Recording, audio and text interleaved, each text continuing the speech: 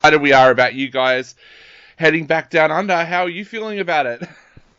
I'm over the moon about it. I love Australia. Australia's always been the country where I'm like, you know what, if it doesn't work out with America, I could totally live down here. Hell yeah. I love it. What is I it? would eat so well. What is it about Australia that you love so much?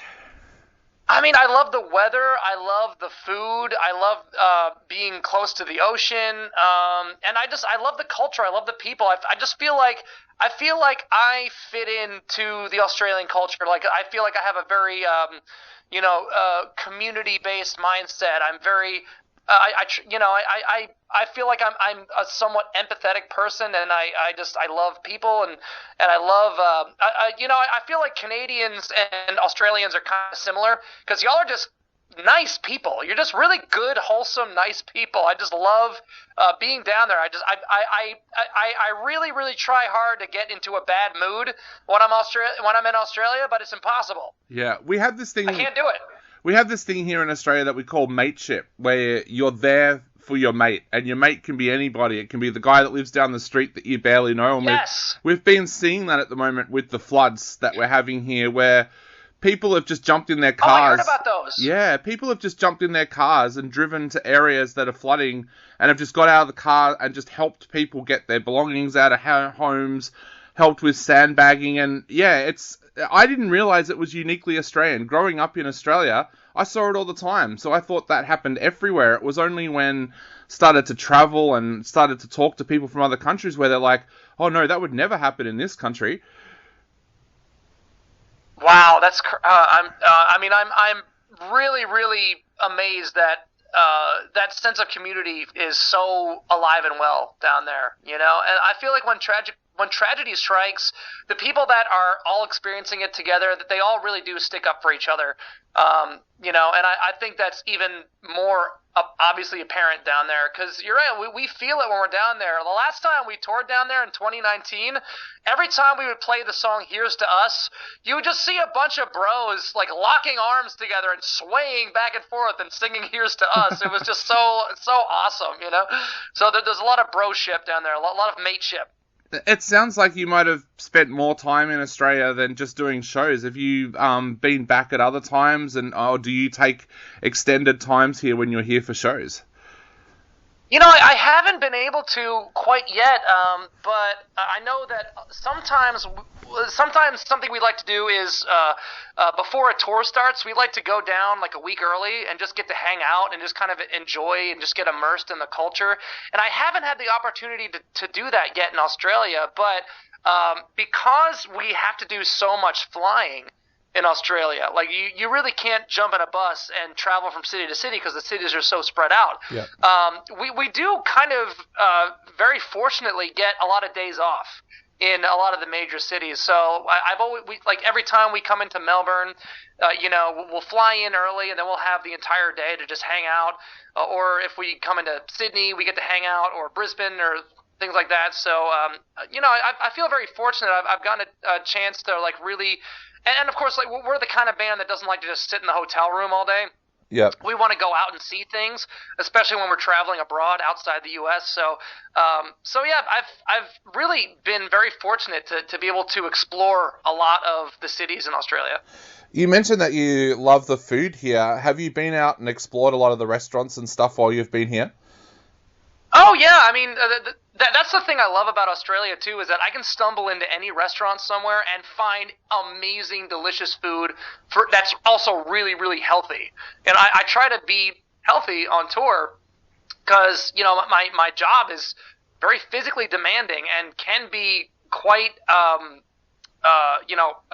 rough and hard on me physically, and then in turn become rough and hard on me mentally. So I feel like in Australia, it's so easy to find a really kick-ass gym to do a workout in. I love to go on jogs around town. I love to just stumble into a restaurant, get some really the most kick-ass coffee and really, really good food, really high protein rich and wholesome food. Yeah, I feel like the proof is in the eggs.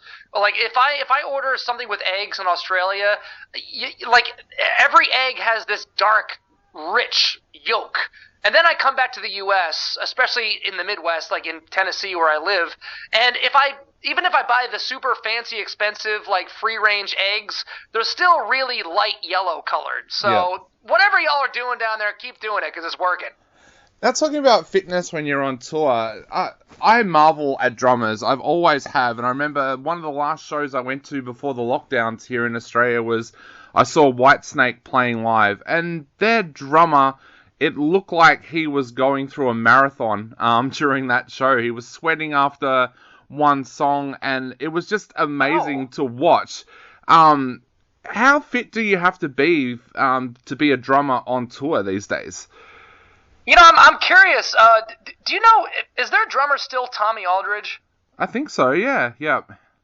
I think he's been with them for a long time. That guy is absolutely amazing. Actually, maybe it was Brian Tichy. I think that Tommy Aldridge, according to, I'm Googling right now, I think he left in 91 maybe, so I think Brian Tichy may be the current drummer. I'm not entirely sure who the current drummer is right now.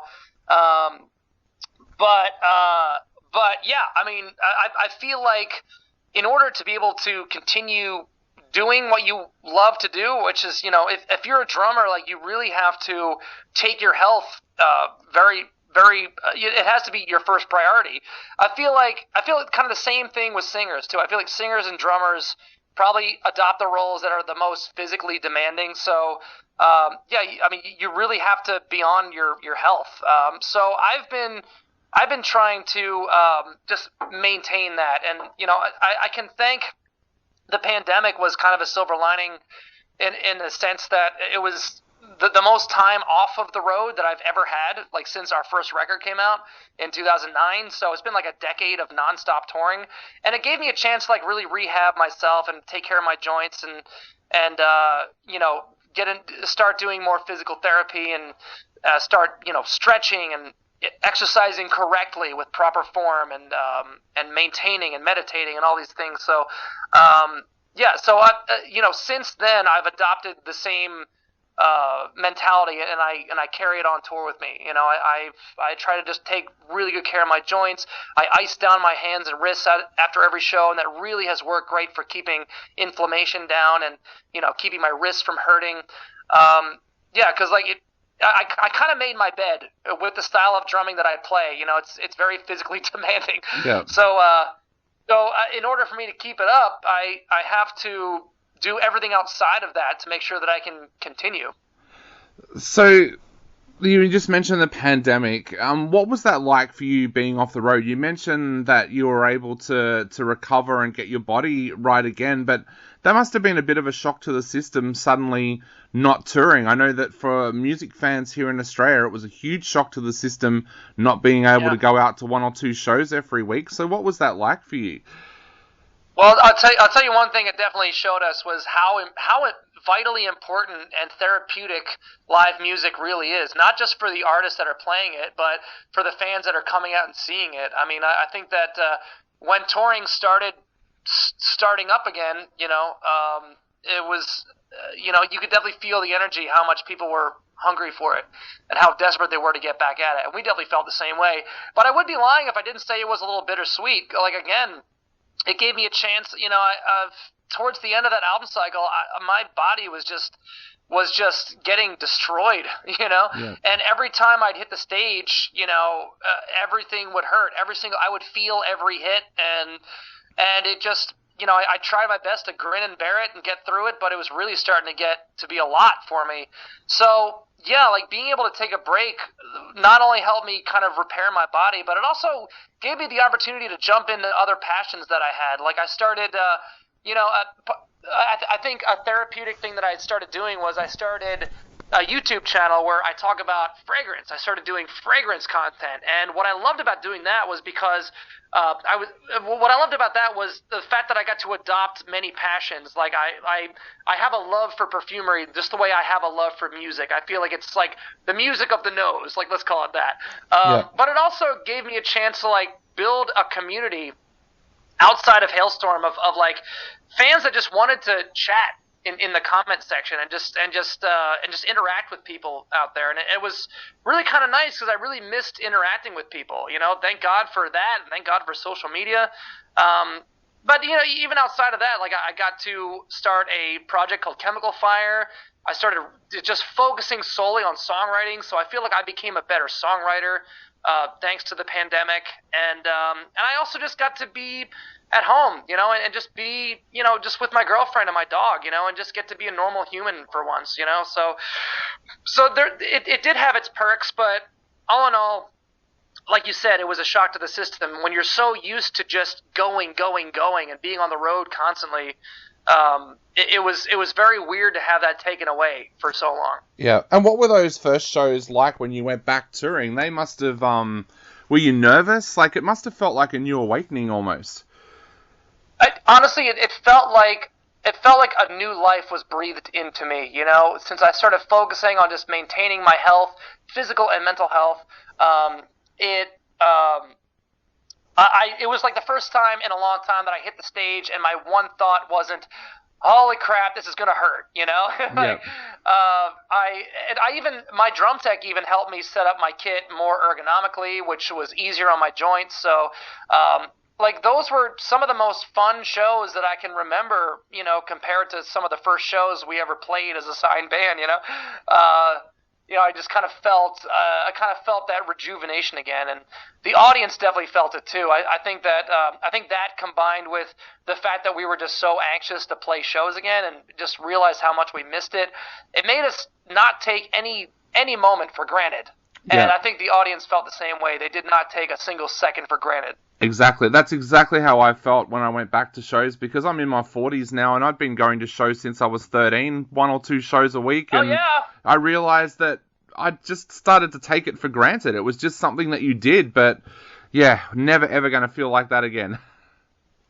Yeah, when you do something long enough, it starts to kind of feel like a job after a while, and that's not why we got into this in the first place. So, if anything, it was a little bit of a shake-up for us, and it might have been the shake-up that we needed just to remind ourselves, like, oh my God, like, we have the best job in the world. Do not ever take that for granted. Don't ever, go into it like feeling like you have to clock in. Yeah. We're privileged to be able to do this for a living, and so many other starving, struggling artists out there would kill to be in our position. So we have a lot to be thankful for, and it's important to we try to do our best to just remind ourselves of that as often as we can. Definitely. Now, I don't want to keep you for too much longer, but what have you guys got in store for Australia this time around? Oh my gosh! Well, we're really excited to bring Theory of a Deadman with us. Yes. They've been friends with us for so long. They really, really were a huge help for us when we started out in our career, and I'm so glad that we can help them build an even bigger following in Australia down there. Like we just want to do everything we can to help our brothers, and it's always been that look out for each other.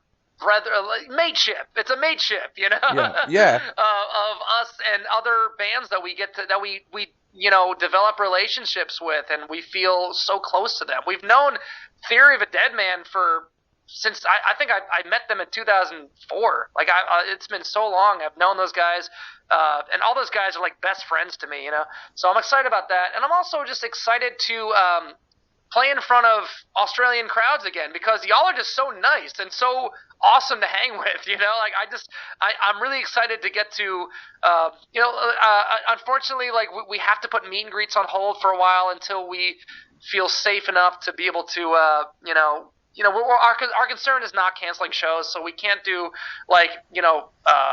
indoor meet and greets, but I am excited to be able to, go outside and chat with some of the locals, and it's just going to be a party. It's just going to be so much fun. So I'm looking forward to everything about it.